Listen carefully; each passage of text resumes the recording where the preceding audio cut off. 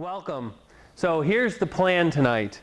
I want to take the first 20 minutes and give you a, let's say kind of a broad stroke, let's say definition of the formula of immortality. And I'm going to kind of explain that, what exactly that means in a moment. But after the 20 minutes, then I can kind of get into a little bit more detail into some of the components. So the first thing is, what is immortality? Anyone? Kind of gave it away earlier, didn't I? No, immortality, okay, first of all, here's what it's not, is to live forever, because we all know no form lives forever. All form dissolves. You, me, the sun, the earth, this building, at some point will all dissolve. So what immortality does mean is that when you do live, you have a high quality of health and vitality, and what you don't do is spend the last 20 years of your life dying. We love to do that in this country. We love to just slowly spend many years dying. The other thing about immortality is if you go into, really our lineage. I mean, kind of the Tao. What I'm referring to is like some of the Taoist lineages. One of my teachers, when he goes back to the East, his teachers and people he hangs out with are well over 100 years old. I haven't seen them with my own eyes, but he tells me they look like they're 40. He's like around 60, so he's kind of still considered a kid, basically. And I think that's pretty cool. Again, he's invited me over there. I just haven't done it. So in a few years, I'll be able to, when I actually do go over there, I'll tell you I've seen him with my own eyes. Until then, I have to tell you I've seen it through another person's eyes. However, okay, so then what's the formula? Well, guess what? The first thing is it does not happen by accident. And if we do this, there's three components. And it's how you move,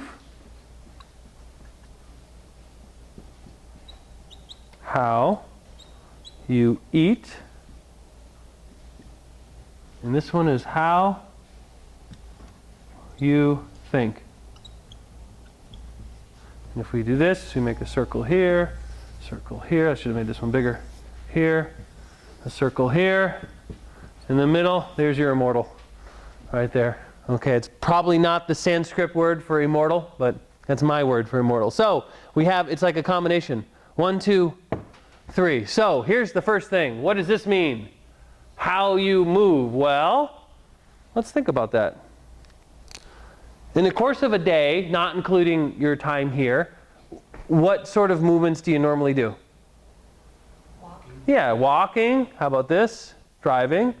How about this? Maybe you drop something and do this once in a while. Maybe this. Hopefully not too much of that.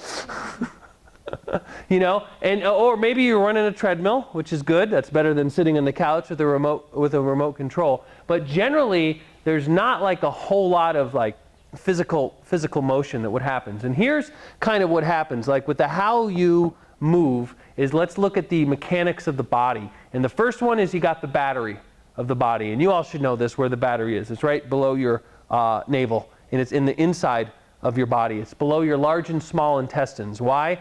Your large and small intestines, those are very good conduits of electricity. Why? They're long and thin, basically. It's like copper, right? You wind up, any electricians in the room? No? Last time I did this, there was an electrician in the room. So it's like winding up copper, and so it's kind of the same thing. So what happens is a very good conduit of electricity until you got the battery. Show me somebody with a low level of vitality, and I will show you a poorly charged battery.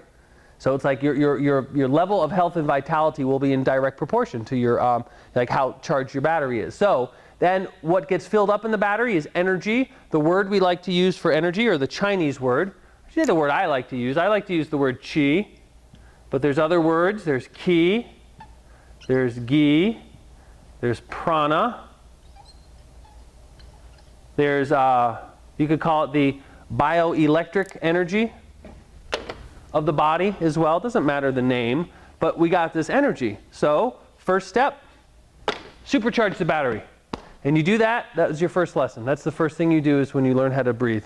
And you have the tongue, you're very deliberate with the tongue, and you get the energy circulation flowing. Second part to that is, now what do you do with the energy when you have it?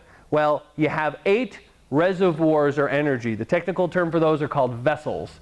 And then you have 12 highways. The technical term is called meridians. Okay, so the reservoirs regulate the energy. You know, you got one up the front, the back, going around, you got some at the leg. I mean, there's 8 of them in total. And then so you regulate the energy like a reservoir, and then you have 12 highways or pathways in which the energy flows out. It's basically, it's one for each. In Chinese and Taoist medicine, you have 12 organs. And so you have one for each of them. You know, you have your, whatever, your kidney ones, and you got, your stomach, you got your bladder, et cetera. It's like based on the elements. And so you have these meridians. So what do you have to do with the meridians? Make sure that there's no blockages and that the energy can freely flow throughout the meridians in your body.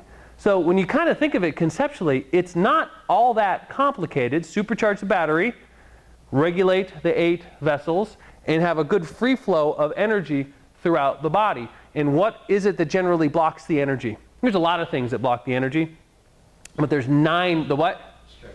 Stress. Yeah, stress does. Yeah, there's actually a lot of things that do. The biggest thing it does, we call it the 9 gates.